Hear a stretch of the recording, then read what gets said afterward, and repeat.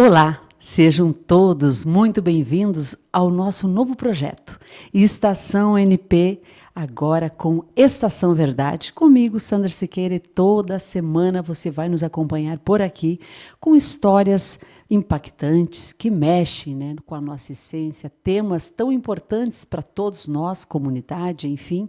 E hoje eu já começo aqui com um grande convidado, um querido convidado, que é um psicólogo que eu tenho acompanhado o trabalho e admiro muito, toda a sua atuação aí em saúde pública também. Lembrando que nós estamos aqui nesse novo projeto, a Estação NP, graças ao apoio aí do Sicredi Vale do Jaguari, Zona da Mata, instituição que tem mudado todo o traço econômico da nossa região. E já está em Minas Gerais, fazendo sucesso também. Também está conosco aqui as lojas Quero Quero. E a gente vai seguir um caminho, uma jornada bem diferente, onde você vai conosco nessa Estação da Verdade. Então, vou dar o meu boa noite aqui para o Eduardo Metz. Ele que é psicólogo, especialista em gestão de pessoas, pós-graduado também em docência no ensino superior, está cursando mestrado em Ciência da Saúde na UFSM. Também o Eduardo trabalha como servidor público, atua no CAPS, o CAPS 1, e também em referência em saúde mental do trabalhador. Também atende clinicamente, falando na Causo Mais. Gente, nós vamos na Estação Verdade falar sobre temas que têm impactado aí a história das pessoas. Quando a gente vê no noticiário crimes que muitas vezes para a gente são tenebrosos, impactantes, que mexem com o nosso sentimento, muitas vezes a gente não entende o que está passando com aquela pessoa e a gente quer conhecer um pouquinho mais do ser humano. E nada melhor que trazer um especialista para falar com a gente, bater um papo sobre principalmente crimes que chocaram o país, que são filicídios, são pais, mães que acabam matando seus filhos. E isso nos traz muita dor também. Todo pai que vê um filho sendo assassinado, toda mãe que vê uma notícia de assassinato de um filho, acaba também se sentindo, estando em luto. E é esses temas que a gente vai abordar hoje. Começamos, então, com o caso do Theo Felber, que é aquele pai que propositalmente jogou o filho de uma ponte para se vingar da mãe. São temas realmente que vão mexer conosco. Mas está aqui comigo hoje, então, Eduardo Metz. Boa noite, meu querido, seja bem-vindo. Boa noite, Sandra. Boa noite para todos que podem nos acompanhar nesse teu novo espaço. Para mim é uma honra, é um prazer estar estreando esse podcast aqui na Estação NP, que é um projeto que eu tenho certeza que vai ter muito sucesso.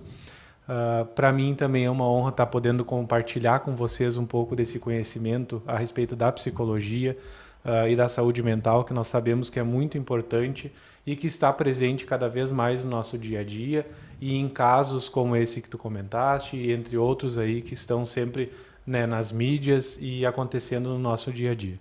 Eduardo, eu relacionei 5 casos, porque tem vários casos, mas eu relacionei 5 que eu acho que de tantos casos terríveis que mais chocaram aí a população.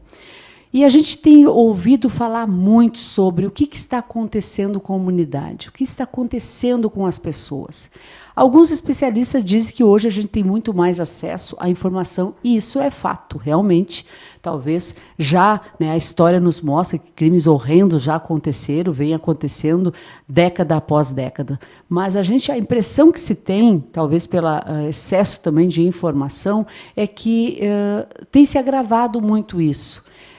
Durante todo o tempo da tua formação, do teu estudo, o teu acompanhamento de casos clínicos, tu percebe o aumento, parece as pessoas perdendo a noção do certo e do errado? Com certeza. Nós vivemos hoje numa sociedade, e eu falo muito isso, tanto em relação a atendimentos clínicos, como em falas, em palestras, escolas, inclusive, que nós hoje vivemos num mundo que parece que está prevendo uma necessidade muito grande de produção. E essa produção de produtividade, e nós precisamos produzir, e essa produção está cada vez mais de sobrecarga. Vem Está uma nos sobrecarga. enlouquecendo? Está nos enlouquecendo, está nos adoecendo, né? E esse adoecimento, ele traz traços, ele nos acomete a situações extremas. E nós temos que entender que todos nós temos uma história, né? E essa história faz parte da nossa vida e isso não vai mudar. A nossa história não muda, né? O que muda são os comportamentos, os pensamentos, né? As emoções que nós temos confrontando essa sociedade que nós vivemos hoje. E aí, se nós vivemos hoje numa sociedade que está adoecendo e que está adoecida, provavelmente o nosso comportamento também vai se voltar para um adoecimento. As pessoas se chocam com esses crimes, né?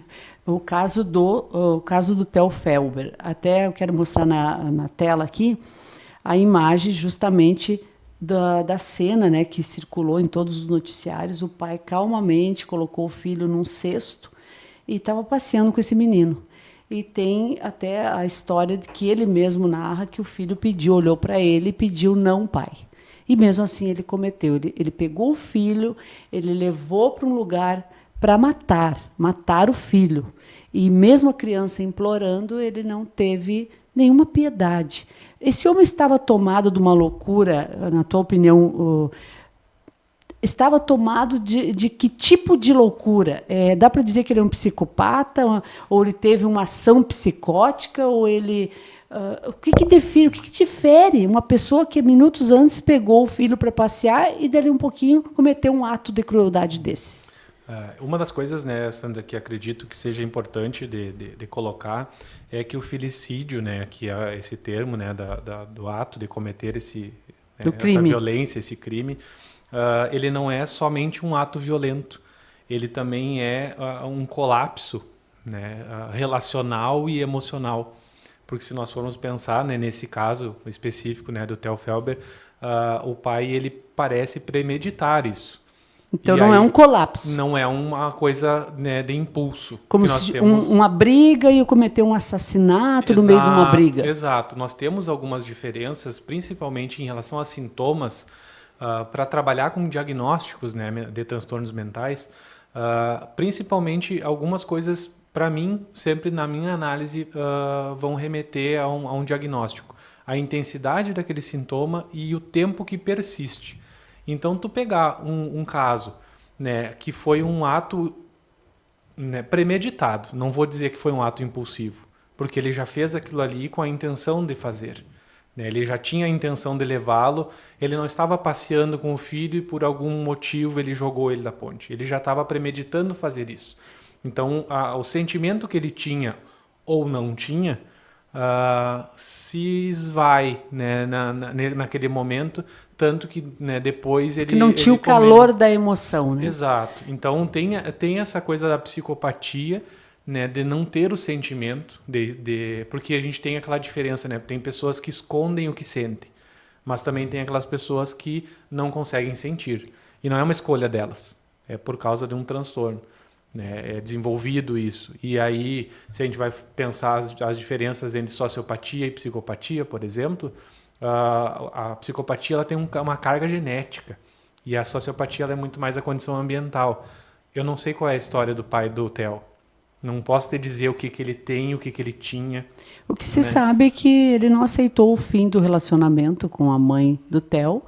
E como ela não voltava atrás no relacionamento, ele acabou para se vingar dela. Então, esse homem poderia ser enquadrado como um psicopata? Ele teria, né, traços psicóticos, vamos dizer assim, que poderiam ser encaixados dentro de um transtorno psicótico, que daí poderia ser a própria psicopatia, né? Mas também tem aquela coisa assim... tem um autor que traz lá na década de 60, né, perto da década de 70, algumas categorias relacionadas a esses tipos de crime, né, do filicídio e outros tipos de crime nesse sentido. E um deles é a vingança contra o cônjuge, que é justamente quando o filho fica como alvo indireto dessa relação e é usado para ofender, para magoar, para, né, enfrentar o cônjuge. Existe, inclusive, lei, né? A alienação parental, né? Que as Sim. pessoas até podem ser processadas por alienação certeza. parental, porque isso é até muito comum, que virou até lei. Exatamente. A alienação parental é uma coisa que sempre existiu, né? Nós sabemos que as relações, né, de separação nem todas são amigáveis, né? Eu acho que a maioria delas não são, mas quando existe uma disputa, né, e essa disputa acaba indo além da relação cônjuge, né, conjugal, da relação conjugal, e afeta o filho, aí se torna um crime. Eu vejo dessa forma, né? Quando tu começa a usar o teu filho ou a tua filha como um objeto para conquistar algo ou para ofender alguém, isso é Ou crime, para né? magoar, né? Magoar Então essa alguém. alienação parental para mim veio, e eu já fiz algumas análises até de pessoas que vieram, né, de ordens judiciais a respeito disso, né, para fazer a avaliação de casos de alienação parental. Se existia ou não existia alienação parental naquela relação, né, pai com filho, mãe com filho, para poder avaliar isso e aí definir guarda, por exemplo, ou, né, medidas protetivas, enfim. Já tive oportunidade de fazer Ou esse tipo. punir, né? O Ou punir, alienador, né? exatamente. No caso do Theo Felber, o que acontece com o outro lado, psicologicamente falando? Que tipos de abalo essa mãe vem a sofrer com toda essa tragédia? Nós sabemos que existe, né, dentro de uma questão emocional, a estrutura. Né? Nós temos que pensar também que estrutura que essa mãe tinha antes de acontecer, né, esse crime. Se ela já era uma mãe que tinha uma instabilidade emocional, aí sim pode entrar um colapso, inclusive, né, e ela não saber mais como reagir e ter, de fato, desencadear alguma coisa que já era pré-existente. Mas também pode ser uma pessoa que tinha uma estrutura psicológica muito boa e vai saber lidar com isso. É um choque, com certeza, né? E o meu intuito aqui não é dizer que não é um crime bárbaro, mas que existem pessoas que têm uma estrutura psicológica para saber lidar emocionalmente com situações assim. Então, abala emocionalmente, com certeza. Acho que a perda de um filho é dentro de foge à lógica da vida, né? Porque nós temos né, um preceito, né, de que os mais velhos vão primeiro, né? Sim, pela ordem Então, natural da pela vida, ordem né? natural, né? Então, quando tu perde uma pessoa, né, mais nova, ou tu perde um filho, se a gente for pensar, foge a essa lógica. E foge a uma lógica emocional também.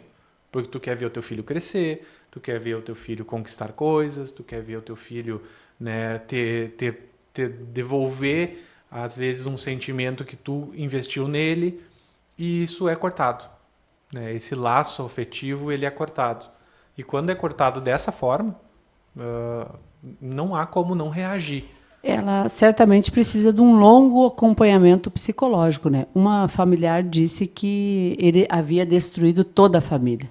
E pode acontecer isso também, né? Com O certeza. dano é para toda a família. As intervenções psicológicas e institucionais que devem acontecer, né, nesses casos, e, né, não só no do Theo, mas dando o exemplo do caso do Theo, é esse atendimento psicológico, esse apoio psicológico principalmente para a mãe, né?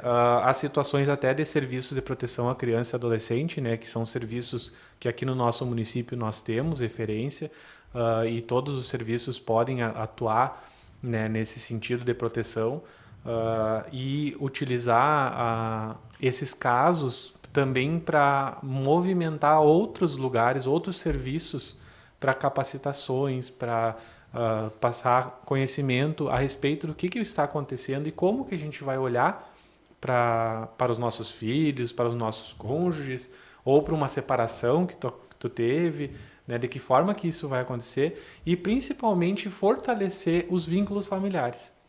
Porque, né, a gente usa esse caso do Theo. É uma separação. Ok, se separaram.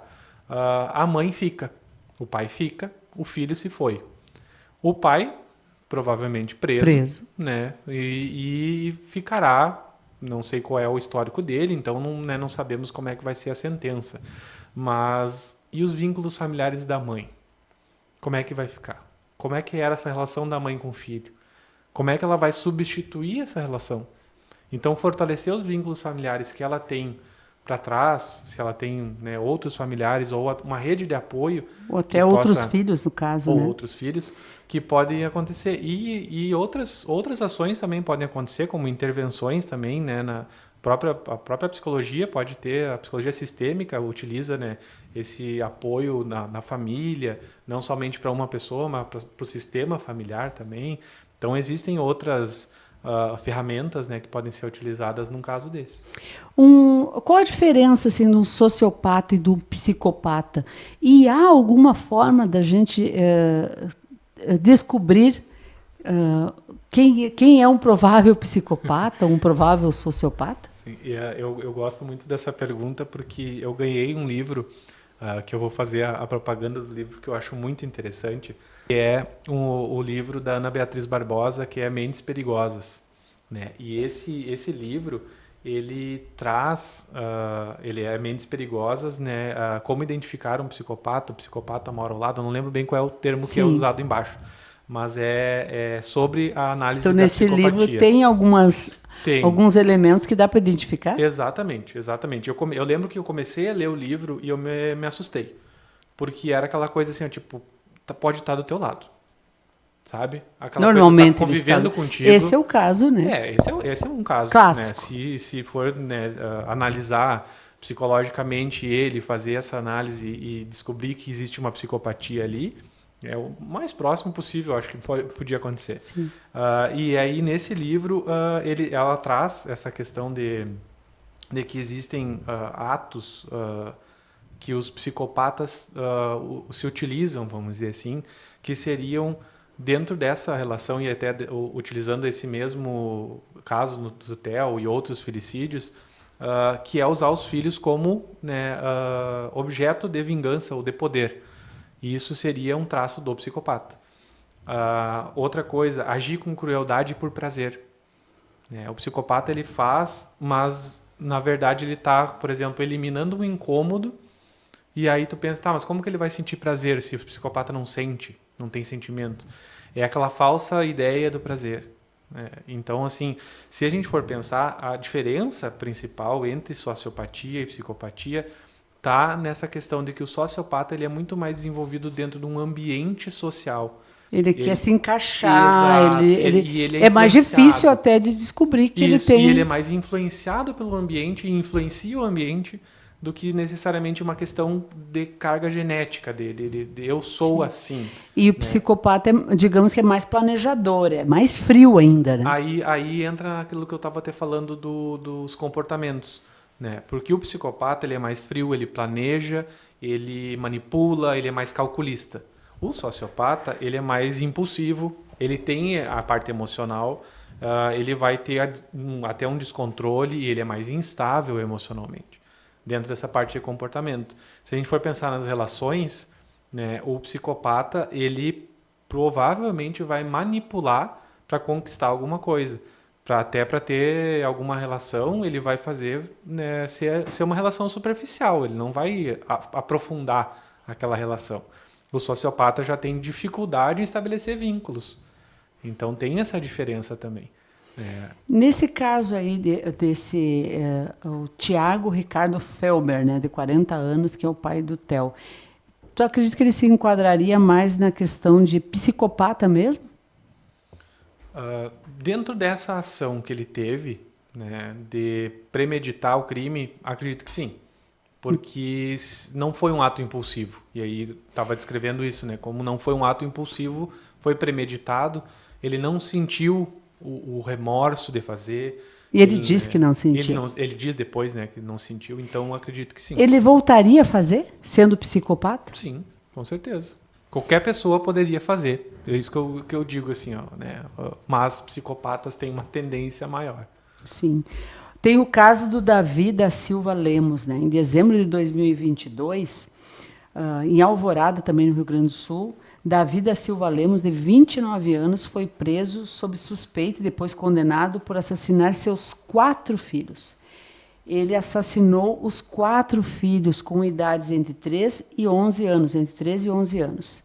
E ele cometeu o crime para se vingar da ex-companheira, a mãe das crianças.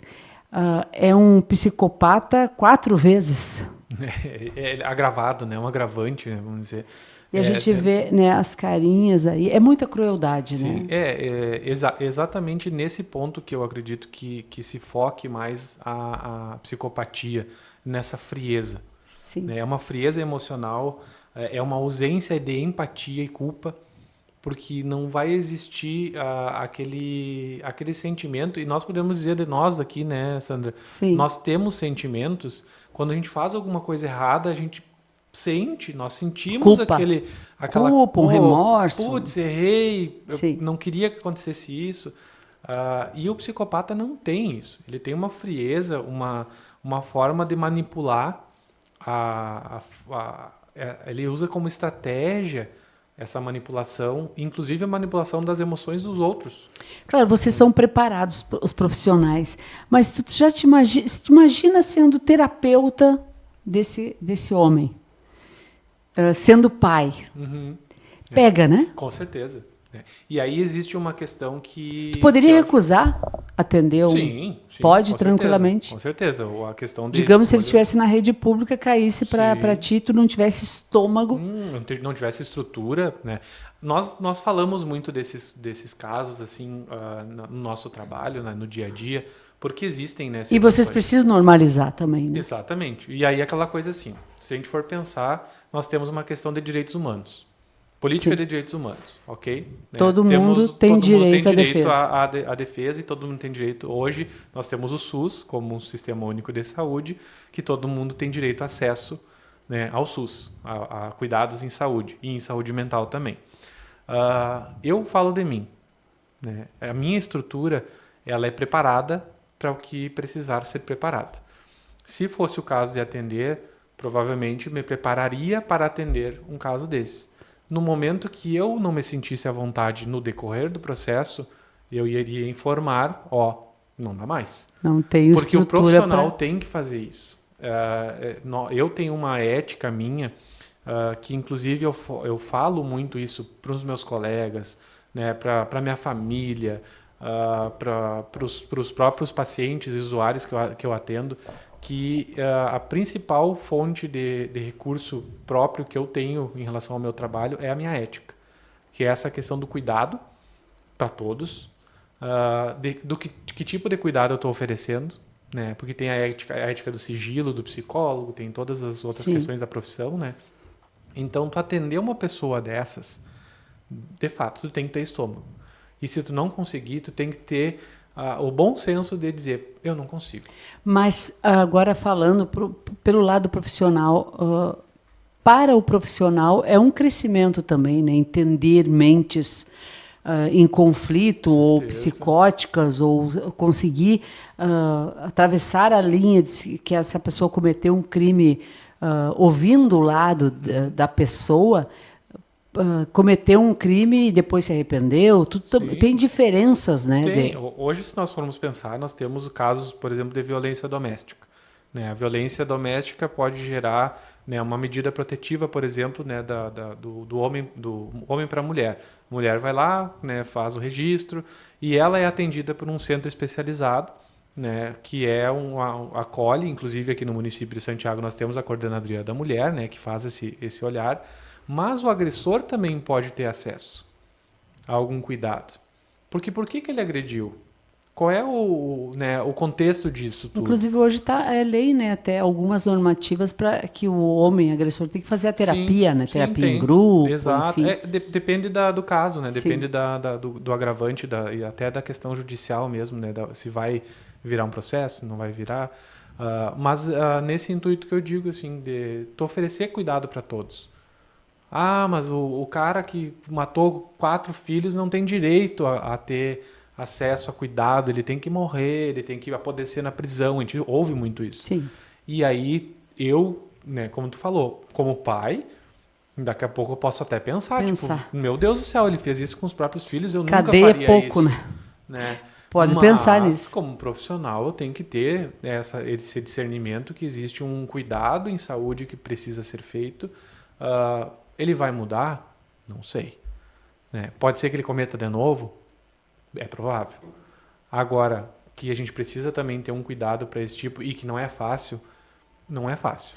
E nós já tivemos na história também registro de psicóticos, né, psicopatas, enfim, que passaram por avaliações e foram liberados porque se arrependeram, alguns de fato nunca mais voltaram a acontecer e outros manipularam, inclusive, os próprios profissionais, né? Isso pode acontecer. Com certeza. E eu posso dizer, eu estou sujeito a ser manipulado. Né? Tu já percebeu de algum paciente Sim. criminoso, digamos assim, querendo te manipular para que você pensasse de acordo com o que ele queria que você acreditasse? Eu acredito que criminoso não, porque nós não temos tantos, né, usuários que passam por isso. Mas eu lembro de um que né, me veio agora na memória, que ele era muito amigável. Né? O crime dele existia uma suspeita de um crime e ele era muito amigável, então ele tentava persuadir, né, os profissionais, não só a mim, mas naquela coisa assim, não, eu sou um cara bom, eu sou amigável, eu não vou fazer nada contigo, eu sou tranquilo, porque ele queria benefícios. Né? Ele não queria ser preso, ele não queria ir para locais fechados, ele queria poder ter a liberdade dele, ele fazia o tratamento dele. Então, no momento que ele fazia o tratamento dele, ele tinha liberdade. E o que te fazia nesse olhar? Era o olhar perceber que ele estava querendo manipular? São vários fatores. Né? Porque, na verdade, o olhar que tu faz para aquela pessoa, tu tem que analisar várias coisas. Tu tem que analisar o comportamento, tu tem que ter acesso aos pensamentos dele, porque muitas vezes numa conversa tu consegue conversar e entender o que ele está pensando, de que forma ele está pensando e se esse pensamento condiz com o que ele faz. Muitas vezes a própria emoção, né, de que forma ele reage. Eu já tive situações de pacientes que eu atendi que eu comecei conversando de uma forma, numa conversa era uma coisa e no momento que eu provocava alguma ação, alguma atuação, vinha outro sentimento. E eu, opa, só um pouquinho. Não com quem eu estou assim, falando? Com não quem, estava né? assim agora. O que aconteceu? E aí tu traz isso do próprio paciente. Quando é um psicopata, ele vai te manipular. Sim. Ele vai dizer, não, isso aqui foi alguma coisa que aconteceu, né? Não é, eu não sou assim. Ele vai manipular para tentar sempre dar uma justificativa do que está acontecendo. Ou não vai fazer, porque daí eles são muito inteligentes também, né? Então, tem esse lado fato, também, né? É. A gente vê outro caso aqui, o da Alexandra Dogokensky, é um sobrenome até bem difícil de dizer, que foi em 2020, em Planalto, no Rio Grande do Sul, acusada de ter matado o seu próprio filho, né, o Rafael Mateus, de 11 anos. Inicialmente, ela registrou um desaparecimento meio controverso e depois ele foi localizado, né, inclusive havia sido dopado, foi localizado o corpo, enfim. Então ela pegou aí 30 anos e porque também teve ocultação de cadáver, uma série de outras questões que vão agravando a pena. A gente não tem pena de morte no Brasil, é sabido, nem prisão perpétua, né? Hoje a gente tem algumas, né, depende do crime, os atenuantes, os agravantes, enfim, mas ela é outro caso que chocou muita gente pela frieza de todo o processo. Ela escondeu boa parte do tempo né, o que havia acontecido entre idas e vindas. Se descobriu então que ela era a própria assassina do filho. O que passa na cabeça, né? Uma mãe vendo pelo lado do umbilical, parece que ainda é mais forte a revolta, né? Dói mais para quem lê uma notícia dessa, porque não se espera da mãe, principalmente, né? Se a gente for pensar em relação a casos, né, de pai e mãe, nós temos essa questão, né? A maternação, ela é historicamente, né, trazida como uma forma de cuidado. Sim, a ligação parece mais intensa, né? Exatamente. Então, nós temos historicamente essa questão. A mãe, ela é formada como pessoa para estabelecer um cuidado com a casa e com os filhos.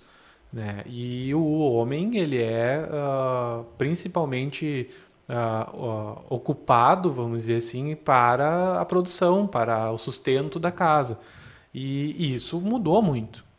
E essas alterações, né, da história, inclusive, elas vêm atravessadas de algumas coisas.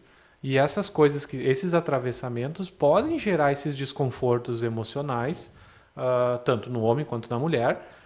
E aí a gente tem casos que podem, né, gerar, não por causa disso, mas como eu sempre cito, né, eu não fiz análise de nenhum desses casos, não Sim, tive nós acesso, estamos né, mas provavelmente ela vinha em algum sofrimento, ela vinha apresentando algum distúrbio emocional, alguma alteração que ela não estava conseguindo dar conta, porque de fato, se nós formos pensar a forma saudável, a emoção saudável de uma mãe com um filho é o cuidado.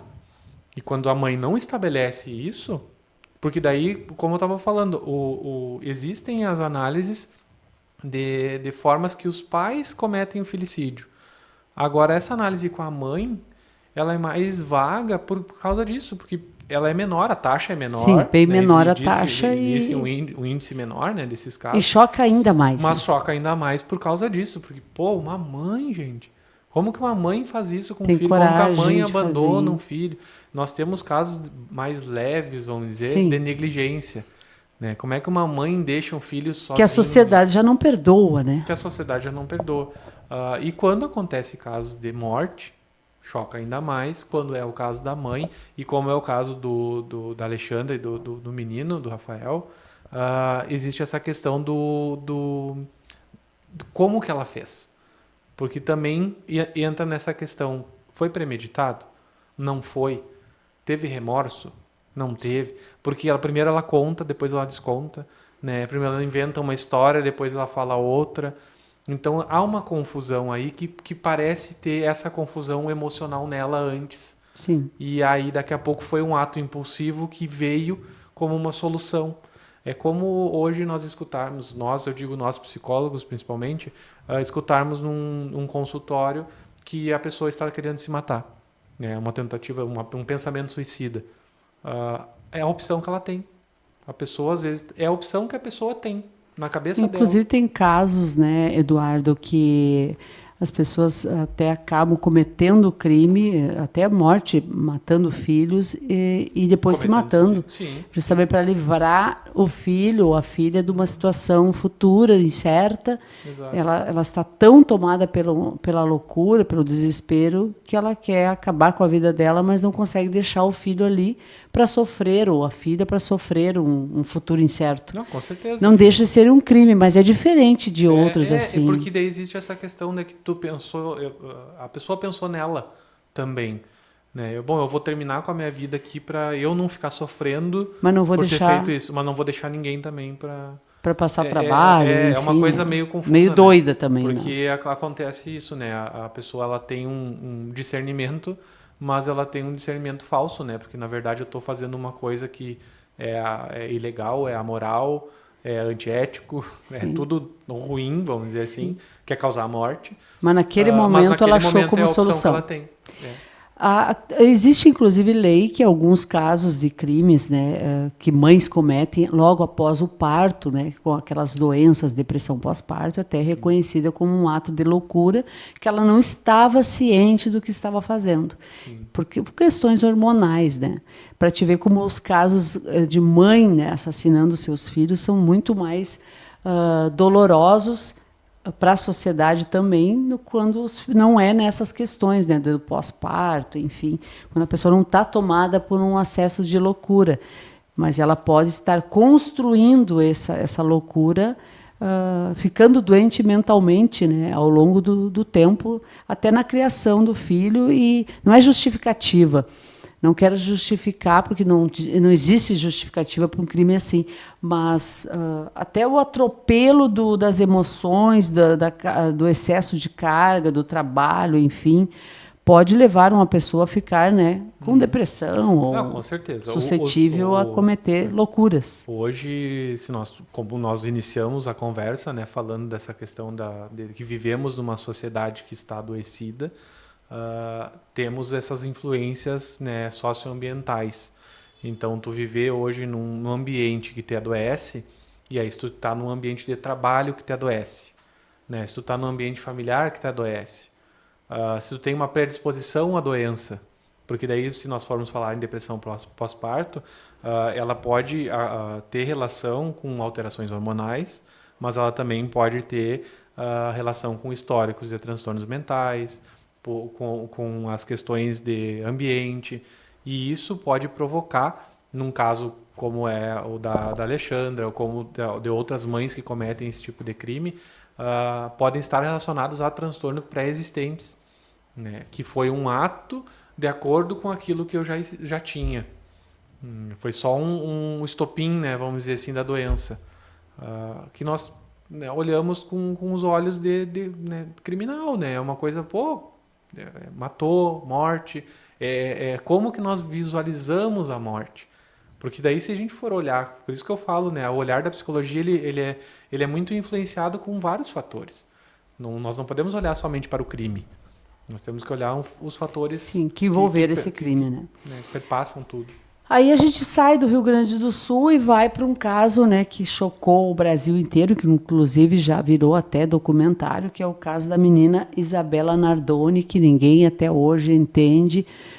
É um mistério, né? Eles foram condenados, mas é um mistério para o meio jurídico de tudo que realmente aconteceu, né? Peritos fizeram, né, cenas do crime, enfim, mas não, até hoje não se tem assim uma razão para que eles tivessem cometido, né, a madrasta e o pai da menina cometido esse crime bárbaro em São Paulo, onde acabou, né, que a menina foi jogada do 6º andar do edifício.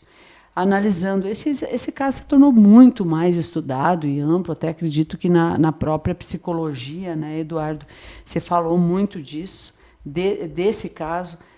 Qual análise é feito da Ana Carolina Jatobá e do pai do menino, o Alexandre Nardoni, por exemplo? Qual análise que a ciência médica na psiquiatria, na psicologia chegou sobre esse caso? Tem algum insight sobre isso? Na verdade, da mesma forma que se faz essas análises, né, de casos específicos, né, o caso Nardoni ele ficou muito mais conhecido, ele foi muito mais avaliado, né, e tem várias avaliações, né, de como que foi feito o crime, o que aconteceu, o motivo, as motivações, né, enfim. E tudo isso foi se construindo até chegar a um ponto, né, para poder dar a sentença da prisão, de como que vai ser feito, os julgamentos e tal. E a psicologia entra, né, no caso desses, da mesma forma que entra, né, nos outros, com avaliações. Eu lembro de ter visto algumas coisas relacionadas ao Alexandre Nardoni, se não me engano, Isso, né? Alexandre Nardoni. Que ele tinha traços de psicopatia, ele foi, inclusive, avaliado e feito acompanhamento psiquiátrico e psicológico dele por um bom tempo ali no início, para poder vincular essa análise ao caso. Da mesma forma que foi olhado para a mãe também, porque daí, se eu não me engano, foi alguma coisa dessas relações com a mãe que apareceu a culpabilização da mãe. Né? Não se apresentava até então a culpabilização da mãe. Aí depois, com algumas análises feitas, né, posteriormente, conseguiram chegar a essa conclusão de que ela sim estava ciente do que estava fazendo. Na verdade, da madrasta, Da né? madrasta, isso, Não é não da mãe, né? E a mãe, agora trazendo para a mãe da Isabela também, ela acabou dedicando a vida dela para trazer o caso da filha, levar eles à justiça, trabalhar em ONGs que livrassem, né, protegessem crianças. É uma defesa também, uma forma que ela encontrou de sobreviver a tudo isso, porque ela ficou marcada para sempre, não só pelo crime em si, com a questão psicológica, mas pelo tamanho da mídia que foi dado ao caso, e ela também buscou isso para dar justiça à filha. Ela não é uma pessoa que consegue mais viver, né, de forma normal. Não, perder um filho né, acredito que, como foi falado, é uma forma muito dolorosa de viver a vida. né? E, como eu falei, a estrutura psicológica dela vai demonstrar como que ela vai reagir. E acredito que essa ação e essa estratégia emocional que ela teve de levar à frente, né, de batalhar para conseguir ter o resultado que ela queria. Tornou o caso uma bandeira. Né? Exato. E como referência também, né, para outros casos, isso é uma forma de entender que nós precisamos olhar para os casos, mas também olhar para o futuro, e não somente para aquele caso. Eu falo muito sobre isso e até dou o exemplo, por exemplo, do caso da Kiss, né, que foi também um caso que chamou muito a atenção, que não tem a ver com esse tipo de caso que nós estamos falando hoje, mas que chocou muito e que o pessoal conseguiu utilizar desse caso para criar leis, para fazer com que as pessoas entendessem de forma diferente o que aconteceu ali. Outros casos também, que daria para citar, que se transformam em coisas positivas. Nós sabemos que existe o crime, existe a tragédia, mas também existe um futuro. E, como eu falei, o histórico a gente tem e a gente não muda. Nosso histórico é nosso, o histórico, né, da sociedade é o histórico, é a história, né, ela é contada, mas nós construímos um futuro. Nós vivemos um presente e construímos um futuro. E se nós construímos com base naquela história, nós podemos estar perdendo alguma coisa que ficou nesse meio, que é o nosso presente. Então, como eu utilizo a minha base histórica para construir o meu futuro? Essa eu acho que é a jogada até psicológica que deve acontecer e que precisa acontecer muitas vezes nessa parte emocional das mães, dos pais, das famílias enlutadas, para transformar em energia positiva, né, uma coisa que é muito negativa, que é o crime. Sim. Aí a gente muda também para uma outra história bem mais antiga, mas que até hoje, né, também já virou documentário, virou filme, enfim, virou tudo que podia, né, em matéria de divulgação, que é o caso da Suzane von Richthofen, que inclusive já cumpriu a pena dela, já Daniel Cravinhos também, todos já quitaram, né, digamos assim, com a lei, as suas questões. Mesmo depois de todo esse tempo, ainda assim, quem conheceu, quem vivenciou, quem ouve a história, não se convence da inocência dela. Sendo adolescente, tu acha que naquele momento a adolescência pode ter sido um agravante, ela não ser a psicopata que a história faz dela? E que a gente, né, leigos, acaba pensando, né? Eu não sentaria à mesa com a Suzane von Richthofen, né? Hoje, por acaso, nós conversamos sobre isso, né? Sobre um caso e pensamos exatamente isso. Ficaria ao lado de uma pessoa que eu sei que cometeu um crime desse? É uma pergunta que a gente tem que fazer. E uma das coisas assim, o que eu leva... certamente não me sentiria confortável. À vontade a gente não ficaria, com certeza. Mas assim, o que leva um pai ou uma mãe ou, né, uma filha a fazer esse tipo de ato, né, de crime? Antes do julgamento, a gente precisa entender essas camadas, né, mais profundas do ser humano. E aí, se nós formos olhar para o caso da Suzane, né, nós temos um perfil de adolescente, que é totalmente diferente de um pai adulto. Né? Ou se nós podemos citar aqui a série nova agora, né, Adolescência, né, da Netflix, que traz exatamente um perfil de adolescente americano que comete um crime, envolve bullying, envolve outras situações. E aí muitas análises já surgiram dessa série em pouquíssimo tempo. Se nós formos voltar para trás, lá na época da Suzane, nós não tínhamos todo esse acesso, né, midiático que se tem hoje. Então, vamos olhar de novo para o caso dela e vamos mudar alguns aspectos? Talvez daria. Talvez olhando para essa questão da adolescência, por exemplo. Na época eu me recordo que pegou também muito a questão dos psiquiatras e psicólogos, foi a sensação, a ideia que eles tiveram, a conclusão deles, melhor dizendo, de que ela não demonstrava muito arrependimento. Ela não demonstrava uma dor, um sofrimento pela morte dos pais. ela falava em arrependimento, mas falar e ser percebido, porque o corpo fala também, né? Sim. Eu acho que para Ela não vocês, demonstrava, né? para vocês psicólogos enfim, psiquiatras, o que tu fala tem que condizer com o que o teu corpo manifesta, não é? Comportamento, né? E aí muitas vezes até se a gente for pensar assim, ó, se hoje eu fosse perguntar para qualquer pessoa que está nos ouvindo para demonstrar uma cara de psicopata, né? A pessoa consegue estabelecer, Como fazer uma cara de psicopata? né? Porque provavelmente a pessoa vai fazer aquela cara sem reação, sem expressão, que muitas vezes nós não víamos em pessoas que cometiam, e não vemos ainda, né, em pessoas que cometem crimes dessa forma. Por quê? Porque eles manipulam. O caso da Suzane mesmo, após algumas análises, se eu não me engano, diagnosticaram ela com um transtorno de personalidade antissocial. Então, assim, ela tinha uma necessidade muito grande de se excluir socialmente ou de fazer atos, né, tomar ações Para ser excluída. E aí isso levou a cometer um crime não provado, ou Sim. dela nega até hoje.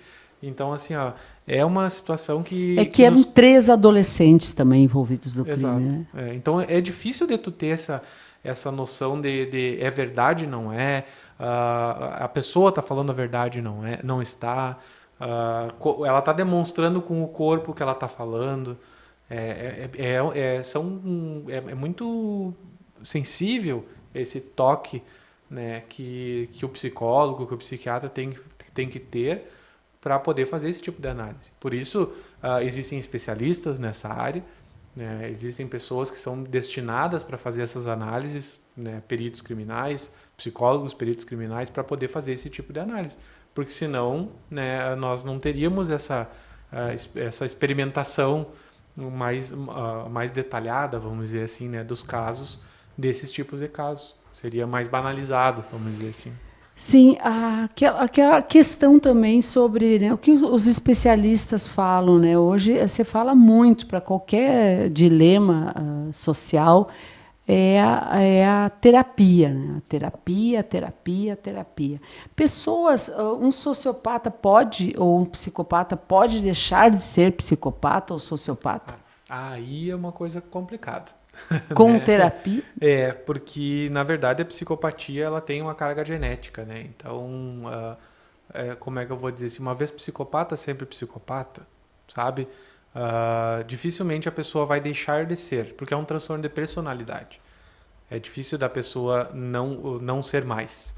Ela pode, com um tratamento adequado, ela não apresentar os sintomas. Né? É muito mais controlar difícil. É muito mais difícil porque a pessoa que é psicopata dificilmente vai procurar tratamento. Né? É muito mais complicado nesse sentido.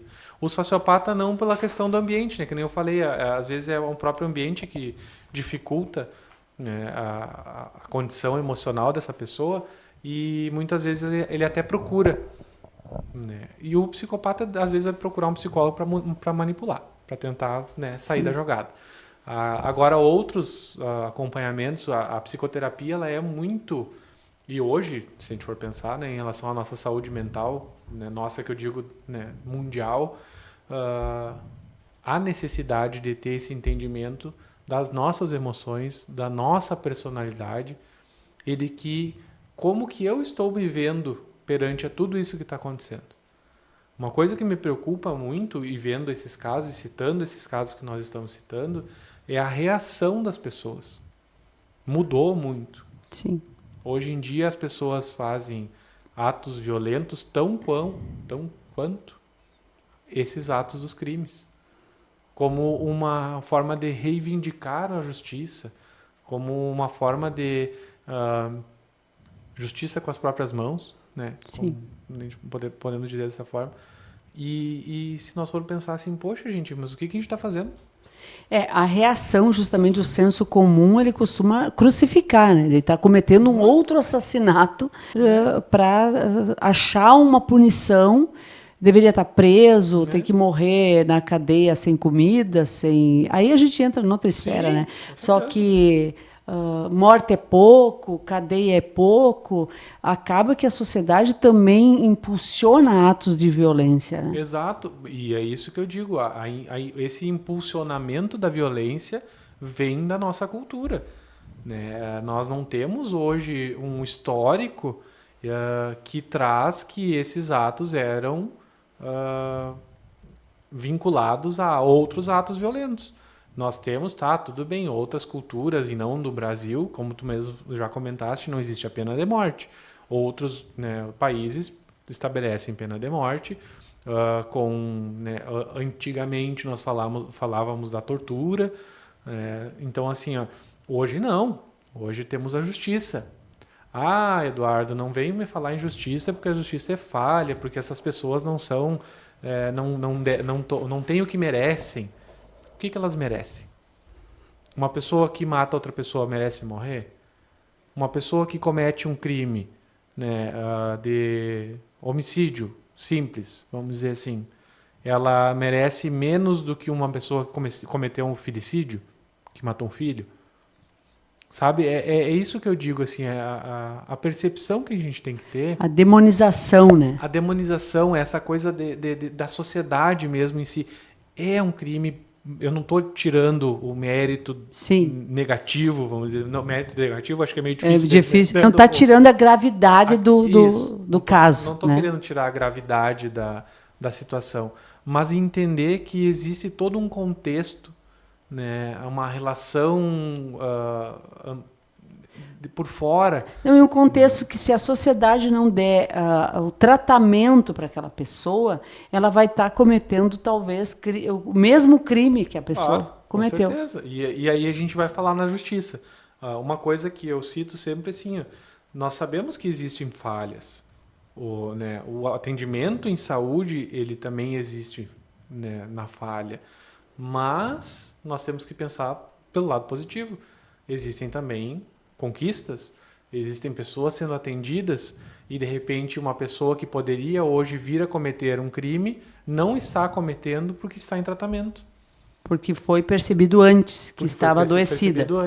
Então, essa prevenção e a promoção em saúde, por isso que eu comento que falar sobre assuntos como esse é importante e assim, te parabenizo por trazer isso, né, dessa forma, porque as pessoas não têm essa ideia de que, como que eu vou falar sobre isso? Da mesma forma, falar sobre suicídio é uma coisa que eu falo muito também, né? Vou em escolas falar, falo em quartéis, falo em empresas, onde me convidarem eu vou. Sim. Porque assim, temas como esses são importantes de serem falados. Porque julgar é muito simples, né? E parece muito fácil. Exato. Mas entender o dilema que são elas, né? Exatamente. Então, ter esse entendimento de o que está acontecendo com uma pessoa que comete o crime, o que está acontecendo com as relações que essa pessoa tem, como é que funciona, qual é o funcionamento dela, da personalidade dela, do ambiente dela, da parte social dela.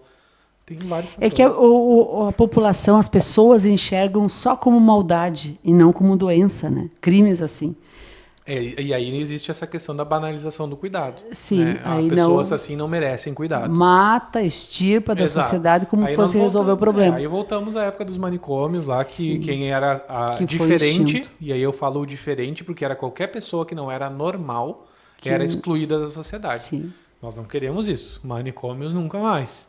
E a pena de morte, já que tu falou, até tocou nesse assunto, né? Tem países que defendem, e no Brasil a gente vê muito nas redes sociais, principalmente com crimes, ter que matar, a pena de morte. Qual o teu pensamento, Eduardo, sobre a pena de morte? Eu vejo que existe um pensamento que ele pode ser até dicotômico em relação a cuidado e pena de morte, vamos dizer assim. Na minha visão como psicólogo, eu acredito muito no ser humano. Eu sei que existem pessoas que por determinada situação, determinado fator, não vai mudar. Não vai mudar. Né? Por exemplo, um transtorno de personalidade psicótica, uma psicopatia, por exemplo, alguma coisa assim, a pessoa não vai mudar. E se ela tiver acesso a cometer um crime novamente, ela vai cometer. Porque ela não vai ter, né, Não tem esse filtro. Não tem esse filtro de não cometer. Do certo e errado. Ela quer fazer, ela então, vai fazer. na verdade, acredito eu que precisava existir formas melhores desse cuidado. E o cuidado que eu digo não só o cuidado psicológico, mas o cuidado da justiça, o cuidado, né, social, a prevenção, a promoção, o tratamento, melhorias em políticas públicas, sabe? Essa coisa assim, ó, se pudesse, nós olhássemos por um mundo, né, onde existisse esse tipo de cuidado, de repente nós não estaríamos falando tanto em pena de morte para pessoas que cometem esse crime. Nós entenderíamos que pessoas cometem esses crimes e que, por determinados fatores, elas fazem o tratamento ou têm a pena adequada, né? Não precisaríamos falar em pena de morte. Mas a gente sabe que não existe isso. E no Brasil não existe isso e não sabemos se vai existir. E até Então, para alguns casos, né, a pena de morte realmente as pessoas falam e ela não é correcional, né? Ela não corrige nada. Ela simplesmente a pessoa fez, morreu, fim. Ela não teve o tempo de até de pagar pelo aquele crime, né? exato, é isso que eu digo assim, ó, qual é porque eu sou psicólogo, né? Eu não fiz nenhuma lei a respeito de como que se prende uma pessoa que cometeu um ato desse, né? Eu não estudei para isso e eu não sei como que eles chegam por exemplo, a quantos anos uma pessoa tem que ser presa Sim, por o determinado cálculo, crime. né? O cálculo, como que eles fizeram esse Sim. cálculo, né? Essas pessoas que devem ter esse entendimento e saber que existe um crime que ele é mais grave que outro. Por que ele é mais grave que o outro? Né, eles estudam para isso. Por que no Brasil não existe a pena de morte? Eles devem ter uma resposta para isso. E aí cabe a nós, sociedade, discutirmos se precisava matar uma pessoa que cometeu um crime de morte. Acredito que nós temos que ter cada um o nosso conhecimento e entender que dentro da minha área, do meu conhecimento, eu posso expor a minha opinião. Quando foge a minha condição de conhecimento, eu não posso ultrapassar o meu limite porque existem outras pessoas que de repente estão sendo ofendidas a partir disso. Eu posso, enquanto sociedade, me impactar com aquilo, Com sofrer, me certeza. manifestar de que O que terrível, quiser. mas eu não posso ser juiz, nem Exato, médico, exato, nem decretar nada, né? exato. Nós temos que aprender a lidar com isso também. Eu acredito Como, que seja essa a maior dificuldade hoje como nossa. espectadores, lidar com as nossas próprias, até onde pode ser, né, expressadas os nossos sentimentos, né? Acredito que Porque seja senão tu essa. potencializa também uma raiva generalizada. Nós tivemos aí, né, se formos pensar em relação à história, em poucos anos, um aumento muito grande de violências acometidas em pequenas situações. Vamos dizer assim, uma briga de bar vira um homicídio. Sim. Né? E aconteceu Porque aqui, tem uma plateia que está ali atiçando aquilo tudo também, né? e muito dessa questão dessa pressão da sociedade por um julgamento imediato.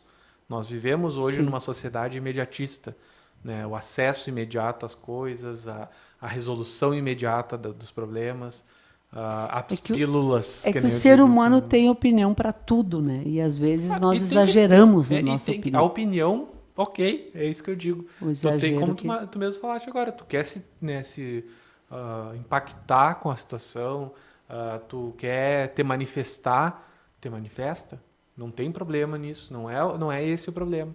O problema é o julgamento, é a forma com que tu te manifesta, porque isso pode influenciar o outro, e essa influência do outro às vezes está pulando do teu limite para o limite do outro.